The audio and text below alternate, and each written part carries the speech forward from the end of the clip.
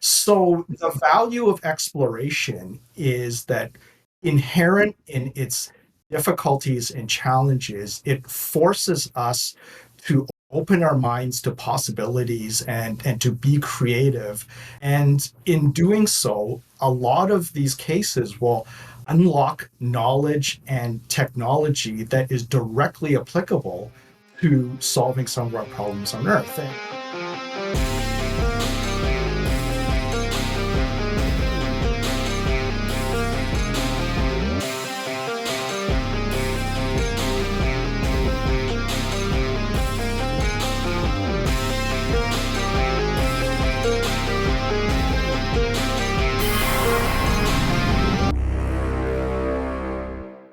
Welcome to the Skiffy and Fanty Show and our latest episode of SF at School, Aerospace, the next frontier. Sean Duke is not here today, unfortunately, due to illness. I am Trish Matson, and on today's show, I'll be talking to a special guest about being an aerospace engineer and how that can intersect with speculative. So, Eric Choi, welcome. Thank you, Trish. It's wonderful to be here. And Sean, I hope you feel better. Yep, I'm just glad we finally got schedules to mix up and wanting to get Eric on the show for quite a while. But tonight it's finally happening. So, windows have aligned. The planets have aligned. The stars have aligned, yes. The stars have aligned. Eric is a Hong Kong-born aerospace engineer, writer, and editor in the Greater Toronto area. He has a bachelor's degree in engineering science and a master's in aerospace engineering, both from the University of Toronto. He also has an MBA from York University and is an alumnus of the International Space University. Over the course of his career, he's worked on a number of space projects, including the meteorological payload on the Phoenix Mars lander, the Canadarm2 on the International Space Station, and MOPITT, measurements of pollution in the troposphere, payload on the Terra satellite. Eric also co-edited with Ben Bova hard science fiction anthology Carbide-Tipped Pens, and with Derwin Mark, he co-edited the Aurora Award-winning anthology The Dragon and the Stars. He has 24 published stories, of which 15 are featured in his collection, Just Like Being There. Eric was also the first recipient of the Asimov Award, now the Dell Award, for his novelette Dedication. But before we get into the questions for John, a reminder for the audience and listeners, please share your questions and comments with us at skiffyandfanty.com/listener suggestions, one word. If you aren't already, join us on Twitch for Sean's Alphabet streams every Friday at 7 Central to be a part of our interactive live streaming format. Finally, be sure to review and spread the word about our show. Help support us through our Patreon and be part of our Torture Cinema polls, live watches, and other special Patreon-only events on Discord. Okay, that was a mouthful. Usually we trade off two of these people. All right. So what we do with our SF at school is take someone who knows something about a topic, who knows a lot about a topic, and talk to them. But the way we get into it at first is ask them the most basic questions you can think of. So, Eric, I'm going to start with the question, what is aerospace engineering? That's a great question. And if I may say so, I think you had a great answer earlier, Trish. You said it was the finest frontier. That's a new one for me. I've not heard that before, but I'm actually going to shamelessly steal that for myself, if you don't mind. Sure. I'm pretty sure there's some kind of formal, maybe dictionary definition somewhere, probably something that says something along the lines of being a field of engineering about the design and development of aircraft and spacecraft or some such thing.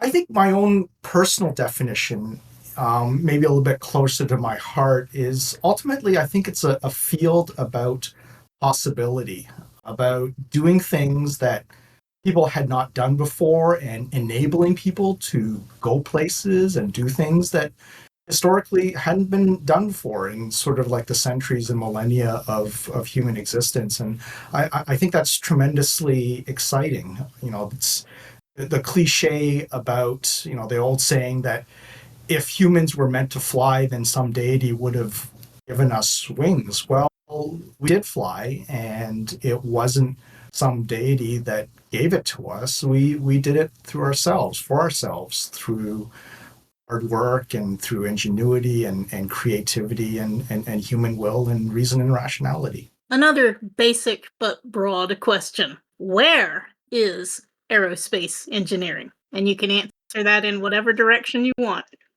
In any direction all around us. It's probably much broader than you would think. So I would argue that it goes from the surface of the earth through the sky and through the atmosphere and beyond our atmosphere and beyond our planet into the solar system and ultimately into the stars beyond. So I think the most distant human made object right now, I believe, is Voyager 1. I think it's something like 25 billion kilometers from Earth, like 170 astronomical units or something unbelievable like that. So, from a purely volumetric standpoint, because the Earth is like this teeny tiny thing in that great immensity, one could argue that, at least in the sphere of where human objects have touched, aerospace engineering is almost everywhere. That's cool. Is Voyager actually outside of the solar system yet, or is it still heading toward There's a lot continuation? of different definitions of that. Certainly, it's beyond all the known planets. So, Mm-hmm. by one definition, it's beyond that aspect of the solar system. And the sort of changes from time to time. There have been a lot of announcements, but I do believe that it's crossed something called the heliopause, which is Mm. basically where the sun, the interaction of the matter and the magnetic fields of the sun sort of come up against the material of the wider interstellar medium. So by that definition, that's sort of like another boundary of the solar system. I believe it's crossed that, but there's things even beyond that, things like the Oort cloud, where we believe the comets come from, that probably take a few more millennia to get out there. So it's not quite as easy as Star Trek to just hit the warp drive and boldly go no one's has gone before. This was a spacecraft that was launched in 1977, and it's gone about 25 billion kilometers as the crow flies, but it's still a long way from the nearest star. As Douglas Adams once said, that space is big and very, very big, and it certainly is. Well, you've mentioned one date, but I'm sure there's a lot more to tell. Next basic question is, when is aerospace engineering? Well, when is also an interesting question, because I'm sure there's a lot of dates that people can think of. So if you're sort of aviation and airplane inclined, you'd probably think about the Wright brothers in 1903 and their first flight. From a space standpoint, of course, the Russian satellite Sputnik was launched on October 4th, 1957, and that was humanity's first foray outside of our atmosphere. And arguably, that was the day that we became a spacefaring civilization. But I would argue you could probably go back even further than those dates, because, and I'm going to paraphrase something that Tom Hanks said in he did the intro to a lovely miniseries in the 1990s. There was an HBO miniseries called From the Earth to the Moon, Mm. and he said in his intro to the first episode that imagining something can be done was the first step in going to the moon, or arguably almost any invention, just to have the imagination that it could be done. So if you were to use that metric, then arguably, at least in Western literature, you could probably go back to 1608 to something like the Somnium by the astronomer Johannes Kepler, where he envisioned this fantastical, magical voyage to the moon, and he imagined what the Earth would look like from the surface of the moon. That's when, in some respects, aerospace engineering started, when people imagined that this is something we might be able to do. So, does that mean you wouldn't consider the beginnings of flight exploration as part of aerospace? So, balloons, for example, would not count as part of aerospace history. That's just, I don't know, I think it would. I'm aeronautics. sorry I neglected to say that. I was hoping to cheat a little bit and say, well, if I crank the sort of Wayback Machine far enough to like 1608 by the Somnium and Johannes Kepler, that would cover things like, balloons and, Otto Lilienthal's gliders and things like that. So I tried to cheat, but you called me out there. Okay. I did not mean to cross swords with you. I just, looking for clarification always. Okay, so the next question in our basic progression is how is aerospace engineering? Well, how is ultimately about people. I think, smart people, imaginative people that probably started with things like science fiction, in the 1600s or more recently.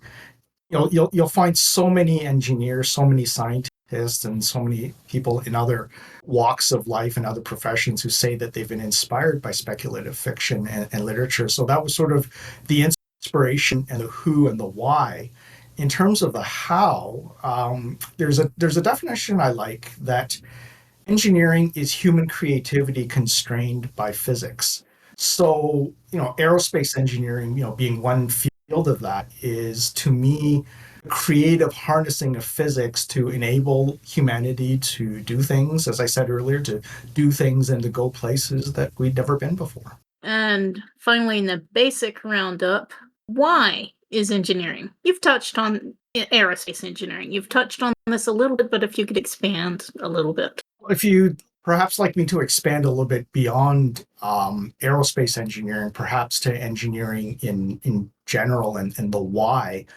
The why is that, yeah, well, the why I think is ultimately so much of our day-to-day lives are touched by engineering, to the point where I think it would be almost unimaginable for most people to think of what life might be like if there were no engineers. So maybe I'll just go through a little bit of an example. You wake up in the morning and some kind of alarm goes off, either on your phone or an old school clock. Well, that phone and that clock were designed by engineers, and you get up and you go to the kitchen and you start your breakfast, and there's an oven, there's a microwave, there's a fridge, and ultimately all of those things were designed by engineers. And you have your breakfast, and maybe you need to go somewhere for a social event or a place of employment, and you're taking some form of public transit or you're getting in your car. Well, that bus or that train or that car was designed by engineers, and you've probably put some earbuds in your ear and you're listening to a podcast or maybe a weather forecast, and maybe that weather forecast was enabled by data from satellites that were, once again, something that was designed by engineers. And over and over and over again, there are things that our lives intersect the work of engineers, around the world, and of all different disciplines and of all different backgrounds. It's in some ways it's funny to me that it's kind of an invisible profession in some ways. It frankly, and perhaps I speak with a little bit of jealousy, when was the last time there was a compelling TV show about the work of engineers, right? I mean, there's all these lawyer shows, and then there's doctor shows, and Mm-hmm. then there's like cop shows, but there really aren't engineering type shows. And yet, I would argue that engineers touch your day to day life. The work of engineers touches your life far more than those other perhaps higher profile professions. I hope, and Sean, I hope you feel better, that unless you're sick or something, you generally wouldn't see a doctor.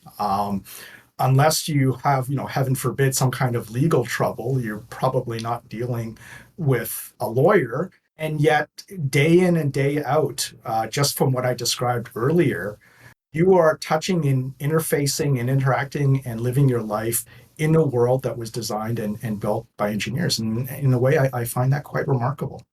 Yeah, the only show I can think of that really focused on engineers recently or fairly recently, I'm thinking of the TV show Halt and Catch Fire, which was about the early days of computing and Texas Instruments trying to become a computer company when it was, calculators and things like that before. Well, I guess calculators are also a form of computer. Anyway, yeah, you're right that there certainly aren't a lot of shows that glorify engineering or that, make it seem aspirational, except for a few shows about super geniuses. I guess another show I can think of is Manhattan, which was on a cable channel, then hardly any people saw it, but it was a really great show about, the Manhattan Project. Fictionalized, of course, but anyway, yeah, there aren't a lot of them, that's for sure. I've written those down. Thank you for those. Oh, sure. It is really too bad that, I read a science fiction story once in which society had lionized, math teams and science teams and stuff like that. And, sports was just something that some kids did in a field that nobody cared about, and how, how society was different in those ways. Yeah, that would certainly be an interesting way for society to have gone. And it is a shame that a great deal of society just doesn't care or is deeply skeptical of science. Yeah. Okay, I'm going to sharpen and harden the last question about why aerospace engineering. And this is not something that I believe, but something that people do question, since there are a lot of needs right here on Earth, and science needs even right here on Earth for trying to fix environmental problems and people who are hungry and stuff like that. So please explain to them why it should be a priority to continue exploring space now instead of just focusing our scientific efforts on Earth. That's a very, very important question, particularly in the case of space exploration, which, for the most part, of course, even in this day of commercial and private space efforts, a lot of that investment comes from government spending. And obviously, as you said, there are many, many other societal priorities as well that are equally important. I'll address that in two ways.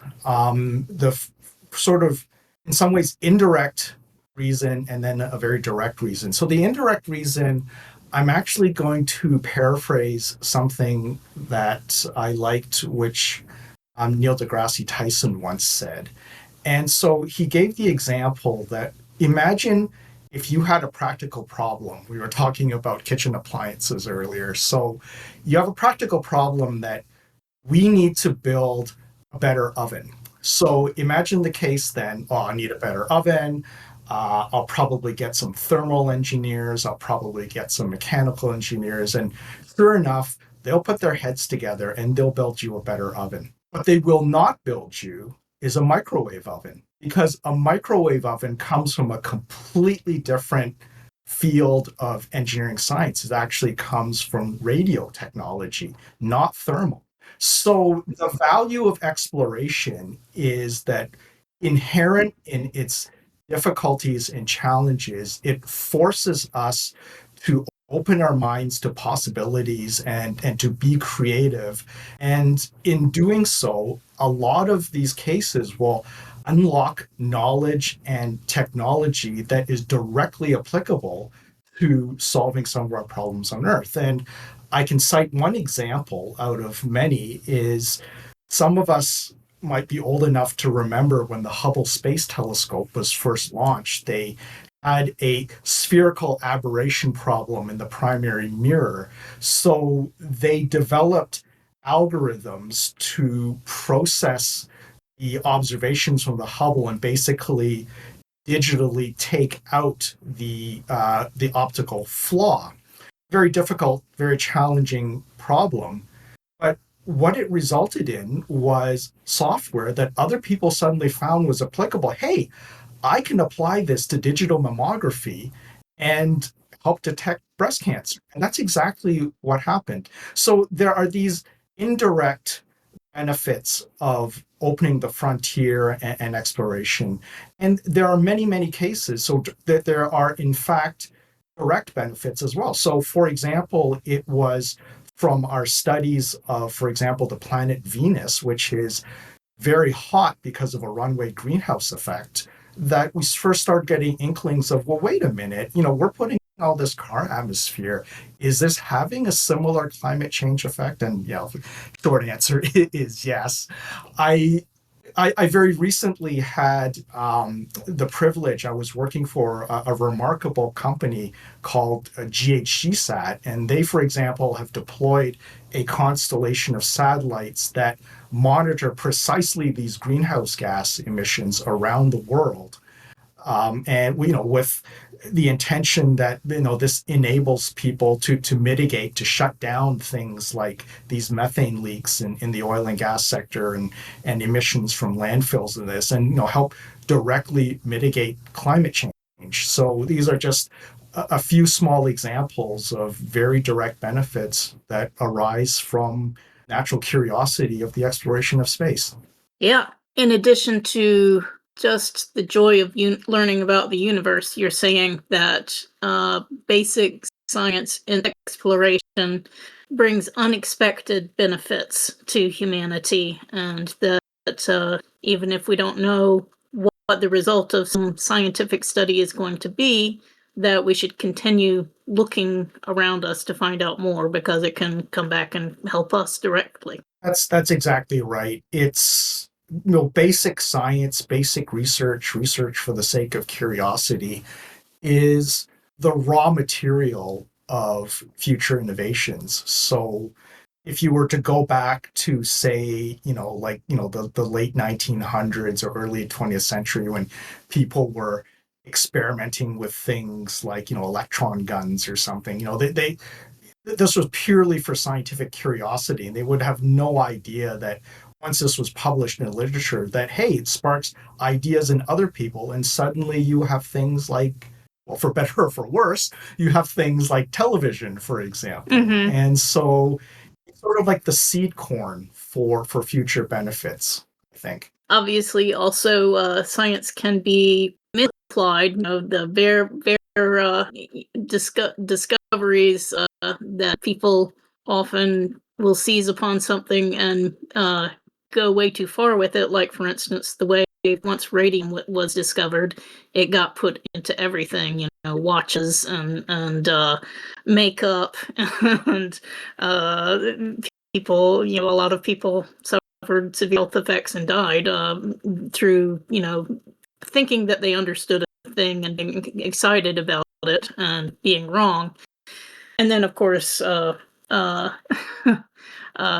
are also the militaristic applications of a good deal of science, and of course, then a lot of good science, has come from things that were funded for military programs. It was interesting that you mentioned the radium example. It made me think of, I read a number of years ago Bill Bryson's book about growing up in the 1950s. Hmm. And I was shocked to learn from his book that I guess once upon a time there were actually x-ray machines in shoe stores, and you actually like stuck your foot in there just to see if your feet would fit shoe. I found that quite remarkable, actually. Yes.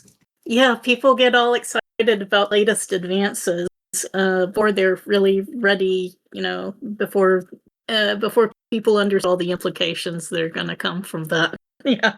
Well, Um, I think what's important is that in the proper functioning of science, it should be self-correcting. That when problems arise, Hmm. when negative consequences become known, that this information can be brought back in, and either through regulation or through further technological advancement, that we actually don't need radium to make our clocks and watches light up. There are other ways of Right. more benign ways of doing that. So ultimately, science should be self-correcting in most cases. Right. Yeah, ultimately should be. I don't know exactly your funding situation or how free you are to talk about things. So I understand you may need to be discreet in what you would say about this topic, but can you talk about the current status of aerospace engineering and, for example, archiving of data that have been collected and recent changes that we've seen in the near future and what you hope for in the further future? That's a big question, obviously, but obviously there has been a great deal of disruption in, for instance, NASA in the last couple of years. And how does that affect your work personally? And, what do you see coming from the ESA and from China, for that matter, in aerospace engineering and space exploration? Well, I think it's very interesting that you mentioned all those other countries as well. So the efforts of China, the efforts of Europe, the efforts of Japan, and dare I say, the efforts of Canada as well. Yeah. That ultimately this is an endeavor of all humanity. And I think in cases where perhaps one nation or one society, that I hope will be temporarily maybe take a step back in something, that somebody else will come to the fore and fill that gap, and that ultimately collectively as a human race we continue to advance. Just for the audience, can you talk a little bit about what ESA and China and others are up to or have been done? Yeah, Jade Rabbit and other exciting things that have been happening. Yeah, I have to confess that I don't know a lot about the Chinese government space program beyond just sort of Hmm. general things that I've read about in just the open literature. Right. So they have their own space station, in part because for various legitimate, frankly, policy and security issues, they were not allowed to participate in the International Space Station program. I would say that I know a lot more about the European program because Canada is actually a cooperating state with the European Space Agency. So Europe has very broad-based capabilities. They have their own launch site in French Guyana, and it's very James Bondish. I had the opportunity to go down there. It's in Kourou, French Guiana. They're 7 degrees north of the equator, Mm-hmm. and it's like this sort of James Bond type base, like in the jungle. It's really quite neat, quite remarkable. But they have a very robust Earth observation program. We talked about Earth observation earlier in terms of monitoring things like land use and ocean heights and climate change and so forth. They also have their own version of GPS called Galileo. So there's a lot of autonomous capability in Europe right now, and a lot of that goes back to the 1960s and the efforts of political efforts of people like Charles de Gaulle, that felt that France and Europe should have its own sovereign capabilities in these key technologies. And all these decades later, it's borne fruit. We're all looking forward to the launch of Artemis 2, which is of course going to be the first human venture back to the moon since 1972, and obviously led by NASA, but very much international. So the service module, basically the power and propulsion element of the Orion spacecraft is built by Europe and contributed by Europe. Hmm. And there's a Canadian astronaut on board, Jeremy Hansen. Pretty excited about that too. Is there anything more that you want to say about science and aerospace engineering before we pivot slightly to fiction about that kind of thing? I think what's very exciting for me is we talked earlier about all of these governmental space efforts around the world. But I think over the last, 15 years or so, what's been equally exciting and interesting is the rise of private and commercial space activities. And I do recognize that some of that is controversial given, shall we say, some of the personalities that are behind some of those efforts. But broad based, it has also resulted in this sort of democratization of access to space because of all these new low cost launch capabilities. Hmm. Organizations that have never been able to reach space before are doing so. So I'm currently with a small company called Mission Control.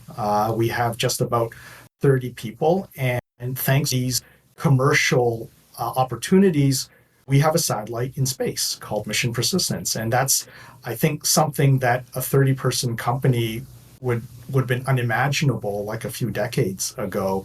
And the thing that really heartens me a lot, one of the things I'm very passionate about is education and public outreach. One of my favorite activities is to talk to students. And I go to colleges and universities, and it's remarkable to me that there are undergraduate students now that are building real satellites, are actually going into space. So these things are called CubeSats, and a lot of them are in this sort of 10 centimeter by 10 centimeters, like a giant Rubik's Cube. And because of these new commercial avenues to space, there are literally students putting their own satellites in space. And this blows my mind because none of these opportunities were available to me when I was going through school. So that has been really incredible, I think. Now, let me just clarify. You don't mean they are launching their own satellites into space, right? They're placing them on other launch vehicles and then being released out there, or how is it That's working? right. So these small satellites are often launched as secondary payloads or ride shares. So Hmm. basically, somebody else has already paid for the bulk of buying the rocket, buying the launch service, and having a big rocket that happens to be going somewhere. And hey, there's some few extra seats here type of thing, few empty seats on the bus, a little extra capacity. Why don't we stick some student CubeSats on there and they sort of Hmm. get like tossed into their own orbits on their way up to deploying the primary payload to its mission orbit. Now, I understand, of course, that democratization of space is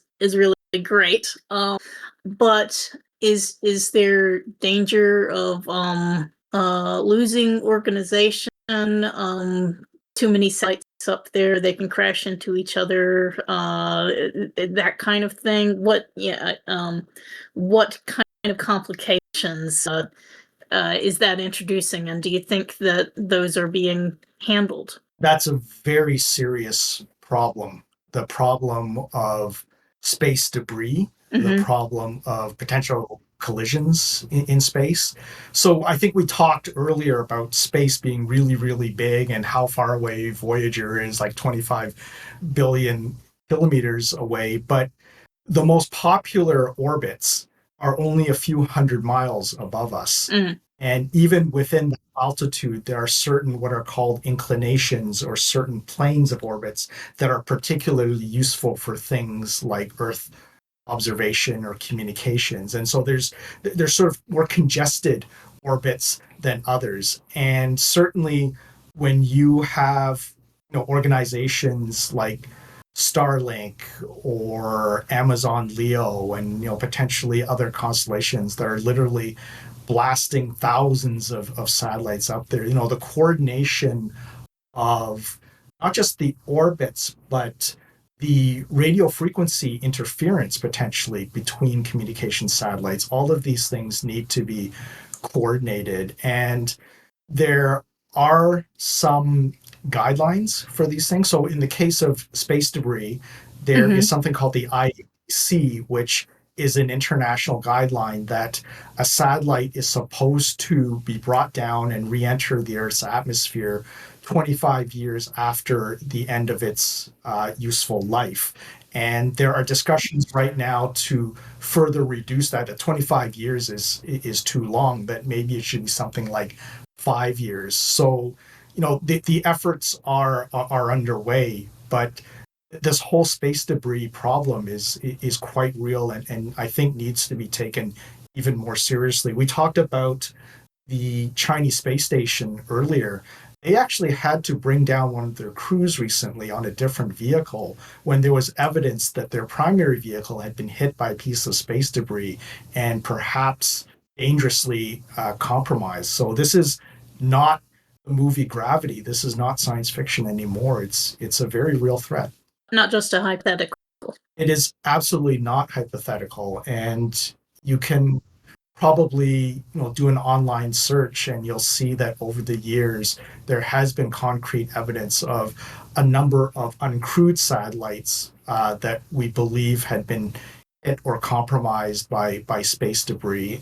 And back in the day, even like in the 1990s and the 1980s, when the space shuttle was flying, they would find like their windshields being pitted by things like flecks of paint. Mm. When you're going 7.5 kilometers, a second, a fleck of paint is like being shot, frankly. Hmm. And so yeah, this is a very real problem that I believe needs to be taken even more seriously than it is now.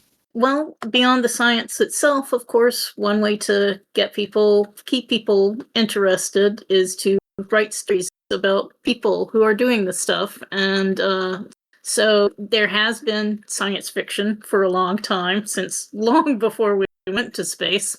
Um, Obviously, you enjoy science fiction since you write it and edit it. Have writing fiction and doing engineering, have those always gone together for you, or did one dream grow out of the other, or how did that work for you? The space engineering dream came out of science fiction. So when I was a kid, they were showing the original 1960s era Star Trek as reruns on TV. Mm-hmm. And so the first episode of Star Trek that I watched, I didn't know it at the time, but it turned out to be the episode called The Devil in the Dark. And it was that scene where the unfortunate red shirt was consumed and very hideously killed by that misunderstood Horta, that acid secreting Horta. I must have been maybe like 8 or 9 years old, and I was absolutely terrified. This scared the proverbial living daylights out of me. And yet, there was something oddly compelling about that show. And it was that hooked me, that whole Roddenberry-esque notion that the future can be better, that we can put aside our differences and use technology beneficially and ethically to explore and to expand the boundaries of our knowledge and boldly go where no person has gone before. And it really spoke to me. And that was what ultimately motivated me to pursue these studies in college and ultimately towards an engineering career. You've also pursued writing, at least as a side interest. Did you put it aside for a while and come back to it? Did you write stories throughout your actual career? Did you write stories on the side, or did you pick that back up again later? I started trying to write in high school, Mm-hmm. and I am very fortunate that none of those works have survived because they were terrible. I was a big fan of Arthur Clarke as a teenager, so many of my stories ended up being about people who dig up like monolithic black object in some distant part of the world or something, just terribly uncreative. I guess I was my own AI or something back in the day. But you mentioned in the intro that I'd entered a contest. So this is what was then called the Asimov Award. It's now changed names again. It's the Must Read Books Award. Oh, okay. There's a new owner, but this was a contest that was specifically targeting undergraduate college students in science fiction fantasy. So I entered, and this was like in my senior year in college. And to my shock, I won. And I think it's hard to overstate the importance of things like these types of opportunities and contests, because just to have that vote of confidence, like somebody to tell you, hey, you did good there, like, you can do this. It was such a boost to me because I was painfully shy as well, like in college, and writing, as many of people will attest, can be a very personal activity as well. So to have that affirmation was just remarkable. So I owe so much to Rick Wilburn, to Sheila Williams, and to the late Gardner Dozois that gave me this gift of this remarkable parallel career that I've been so blessed to have over a number of years. Well, can you tell me what is your favorite science fiction story that you have written? Was it that one or something later? Or are they all your children and you No, don't want to well, I pick? mean, no, that will always. So, Dedication was the story that won the former Asimov Award, which is always, that will of course always have a special place in my heart. That was also my first professional publication. It was subsequently published in Asimov's science fiction. I'm not sure about a favorite, but I can say one that I'm particularly proud of is Sky in Heaven, which is a novelette that won the Sidewise Award in 2023. So it actually co-won the Sidewise Award for alternate history. And I was very privileged to share that with A Dream of Electric Mothers by Wola Talabi. But this was an alternate history about what might have been done to save the astronauts on the space shuttle Columbia Mm. in 2003. And Mm-hmm. this is actually very personal to me because I was actually at the Kennedy Space Center at the day the tragedy happened. So I had been invited to see the landing, not the launch, the Mm. landing of the space shuttle Mm-hmm. by a friend whose father's company had a payload, had a scientific instrument on the Columbia. And we stood by the runway at the Kennedy Space Center, and you've probably seen on TV or something, at the launch site, there's a big countdown clock. There's actually a much smaller countdown clock at the runway, which was counting down to when the space shuttle was supposed to land. Ah, And it went to zero, and then it actually started going negative. And this is not supposed to happen. I knew that the space shuttle was a glider and that it had to come. It's not like some kind of airline flight that's delayed. It's coming or it's right. not, and it did not. And we all got hustled back onto buses and taken away. And this was 2003, so this was before smartphones. Mm-hmm. And I remember everybody. We did have cell phones, so everybody whipped out their cell phone, trying to call friends and relatives to figure out what the heck was going on. I vividly remember calling my parents and saying, "Can you please turn on the news? I think something terrible has happened." The bus took us back to the operations and checkout building at the Kennedy Space Center. And as we were going, people were hearing conflicting stories. Some of it didn't make sense. Oh, maybe they landed in a cornfield in Kansas or something. Mm. And as we pulled into the ONC building, somebody actually said, my sister is seeing on the news that debris is falling in Texas, and that's when we knew. So, that day was really a searing memory for me, and it was an idea that sort of percolated in my head for years and years and years, until I finally wrote this story a Sky in a Heaven, which um, appeared in various places. There was a shorter version called The Greatest Day that was published in analog. Mm-hmm. The first publication was in an anthology called Other Covenants, and it is the closing story in my collection, Just Like Being There. So favorite may not be exactly the right word, but it's definitely one of the stories that I'm most proud of. Okay. Well, that's good to know. And we'll, provide a link to your collection in the show notes.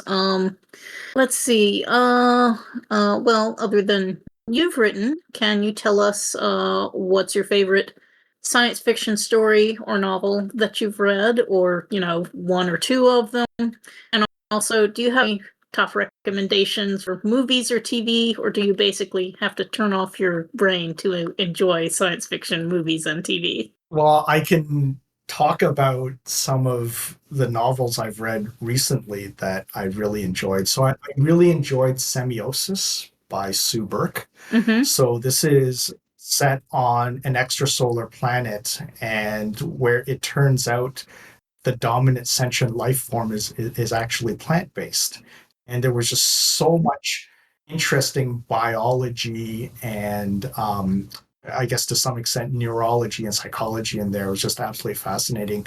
um, I really, just to plug a fellow Canadian writer, one of my favorite sort of first contact novels is Blindsight by Peter Watts. And what I like about it is, I mentioned Star Trek earlier, being one of my formative influences. Mm-hmm. But really, if we were to encounter extraterrestrials, they're not going to be speaking English, right? Universal translate aside. And the premise and the basis, what was fascinating about Blindsight is when we finally go out there and meet the extraterrestrial intelligence, maybe a little bit of a spoiler, it turns out that there is just absolutely no basis of common understanding or communication, none. And I'll just leave it at that, and let people read the book. I really enjoyed Burning Paradise by Robert Charles Wilson. And maybe the last one I'll mention is To Be Taught If Fortunate by Becky Chambers. It was just a sweet, simple story about a lot of the things we talked about earlier, the beauty and the dignity, to some extent also the loneliness of the process of exploration. I found it very touching. Mm-hmm. I think you also asked about TV shows. TV shows and movies. So I'll maybe throw three out there.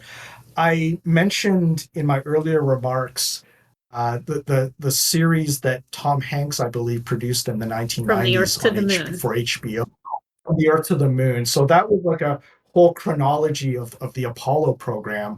There was one episode called Spider, which was all about how the lunar module was developed by Tom Kelly and his team at Grumman Aerospace. And if you sort of want this sort of whimsical but realistic portrayal of how engineering is actually done and what engineers actually do, this is it. In terms of movies, there is just a few years ago, there was a Discovery Channel movie called The Challenger. It was about the role of the physicist Richard Feynman Mm, in the investigation of the Space Shuttle Challenger accident in 1986. And right. as an engineer, I found that quite remarkable and quite realistic as well. Now, just for fun, and this might shock some of the listeners here, but one of my favorite movies is actually Armageddon, and this actually horrifies many people. And it's like, but Eric, like that's like a piece of garbage. Like it's absolute nonsense, and it absolutely like from a scientific and engineering standpoint, it is complete and utter nonsense. And yet I do like it for the reason that it portrays that the correct use of science and technology and reason and rationality spiced with a little bit of human courage and a little bit of humor can actually save the world. And that actually kind of appealed to me, Mhm. even though the plot was was complete gibberish. So we're talking a bit before about people seizing on unfortunate ideas in science and exaggerating them and taking the wrong things away. For people who want to educate themselves a little bit, but uh, uh, you know, without going back to school or straining themselves too much, do you have recommendations for nonfiction books, like popular science books, or websites where people can go to, or newsletters or whatever? What can people do to kind of educate themselves a little about science that is approachable for a non-scientist? Sure. So the homepage on my browsers is sciencedaily.com, and Mm-hmm. it's just like a daily digest, mostly of press releases from different journals and research institutions and colleges, universities about sort of their latest research. I like that it keeps me up to date, and just as a as sort of letting the secret out, it's actually where I get some story ideas sometime as well. In terms of books, if you can find me on bookdna.com, there's actually a page for where I've described my sort of my five favorite books about space or aviation history. So Mm-hmm. just quickly, I had Hidden Figures by Margot Lee Shetterly, 747, which was a memoir by Joe Sutter. He was the chief engineer at Boeing on the 747 program back in the 1960s. One of the other ones I like is called Thread of the Silkworm by the late Iris Chang. So this is a biography of somebody that I think most people have never heard of. It's a Chinese rocket scientist named Xian Kui Shen, who basically came to America, made some fundamental contributions to the early US space program, including having a role in establishing what later became the Jet Propulsion Lab. And he was caught up in the Red Scare in the 1950s, deported back to China, where he became the father of their space and ballistic missile program instead of making his contributions to America. And you talked about the Dragon and the Stars. I did an alternate history about him in that book called The Son of Heaven. Maybe just one quick one that I really enjoyed recently is a book called Eccentric Orbits by John Bloom, and it's more of a business space book, but it's about a communication constellation that Motorola originally tried to do in the 1990s called Iridium, and it's about sort of the rise, fall, and rise of the Iridium constellation and how the all the remarkable things that this retired business person did to save this constellation from being destroyed. Mm-hmm. I guess we need to start round up. The obvious question for the moment is, what things are you working on right now and next, both in your career, if there's whatever non-secret stuff you can tell out, and your writing career, or what's coming out soon that In we. terms of my day job, I'm now with a company called Mission Control, and we do primarily software and AI for space applications. But we're also developing a rover for the moon that we hope one day will be helping the Artemis astronauts on the lunar surface with their tasks. In terms of what's next for my writing, so literally just this week, there was a new anthology. I don't know if there's actual video for this, so this might be futile for me to hold it up to the camera, but the anthology, Uh, it's the first volume. Yeah, so it's called Winter of Sci-Fi and Fantasy, edited by Dustin Billick. It's from Worldstone Publishing, and it's actually not a space-related story, but it's a story called Random Access Memory that I have in there. And later this year, there will be another anthology called Unreal, and I'll have a story in there called The Observer Affected with an A. And that's a sort of like it's an alternate history with sort of fantastic elements. So it deals with some not very nice things that happened in a psychiatric hospital in Montreal in the 1960s. So stay tuned for that. Okay, and last chance for the Twitch chat for any questions they want to ask. But meanwhile, I will ask you if people want to keep track of you and your doings, can you repeat your website or any other ways that people should look for if they want to keep in touch or keep track of your writing and press and stuff? Yeah, I'd be thrilled if people would consider following me. So my website is aerospacewriter.ca, and that's also my social handle as well. So you can find me on Blue Sky, on Instagram, on LinkedIn, on Mastodon, and Facebook. I'm told that someone asked me a question higher up in the chat, so I am trying to find that. They mentioned something about Icarus, alphabet streams. Sean says human flight efforts toward, or thoughts at least about human flights probably date back to the earliest times of ancient culture. Let's see, what is else? I don't know what Sean wanted to ask. So if you can retype your question real quick. Oh, okay. If Eric had to pick an aerospace engineering creation that was his favorite, which would it be and why? Creation in general, or a project that I had worked on? I think you can answer whichever of those questions you want to, since he did not specify. Okay, so I think that the favorite project that I worked on is in my early career, I was very privileged to be the systems engineer on an instrument that went to Mars.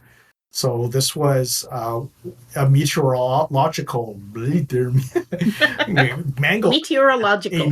meteorological experiment, a weather station that went to Mars on the Phoenix Mars there.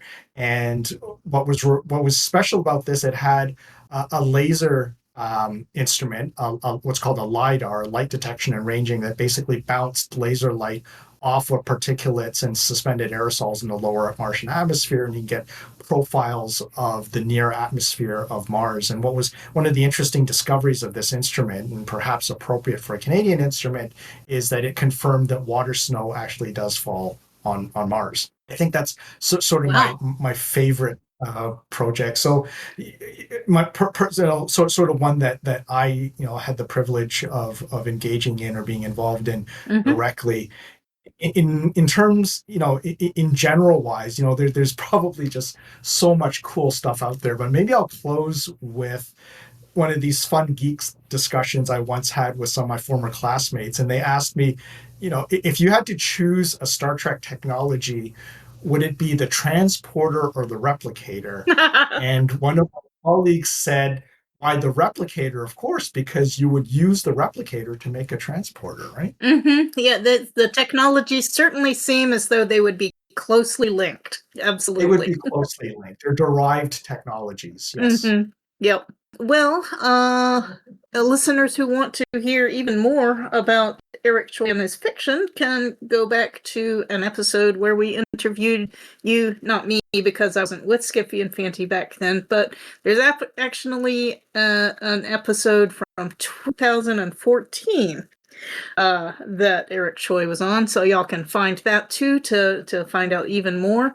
But I hope it's not going to be another 12 years before the next time we have you on.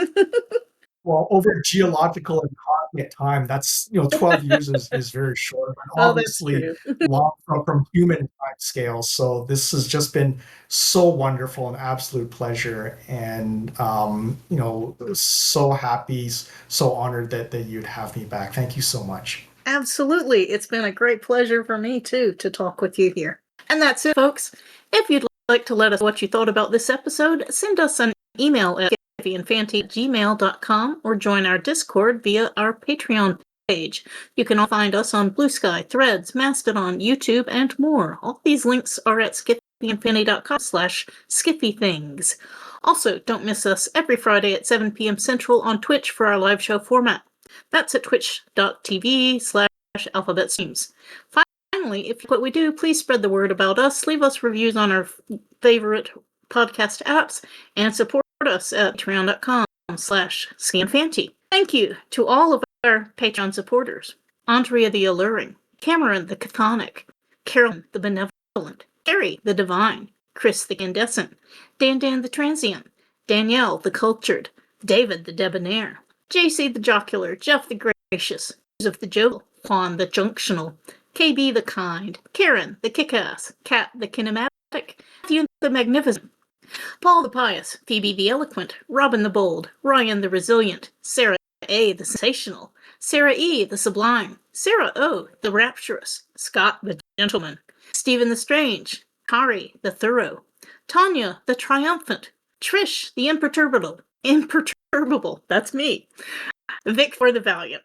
And you can find Sean Duke at seanduke.net, Alphabet Streams on Twitch.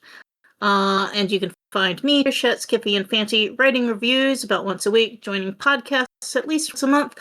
I'm on Mastodon at TrishM at newsy.social, and on Blue Sky at PEMatson. I also occasionally blog at blogspot.com. And that's the end of our podcast. And everybody, please take care of yourselves and of each other.